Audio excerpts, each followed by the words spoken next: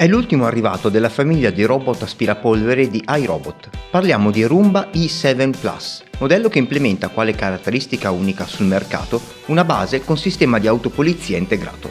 Quando il nostro robot ha completato l'operazione di pulizia dell'ambiente domestico e si reca alla posizione di partenza per ricaricare le batterie, un potente sistema di aspirazione ne svuota il serbatoio di raccolta in pochi secondi. In questo modo possiamo lasciare il nostro robot a pulire ogni giorno l'abitazione, dovendoci preoccupare di cambiare il sacchetto di raccolta indicativamente dopo 30 pulizie complete della casa.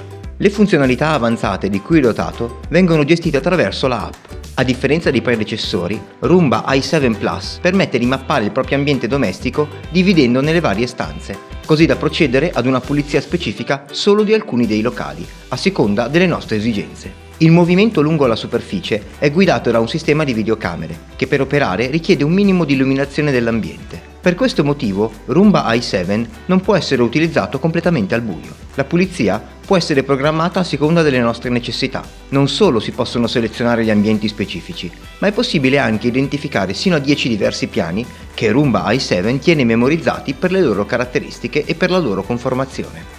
Il sistema di pulizia è basato su due spazzole di gomma montate nella parte inferiore, abbinate a una piccola spazzola laterale che sposta lo sporco lontano dai lati così che possa venire aspirato. L'aspirazione dello sporco procede in modo efficace. Abbiamo sempre riscontrato un risultato finale molto buono nella pulizia dell'appartamento, con la polvere che è stata ben rimossa anche dagli angoli oltre che dai tappeti.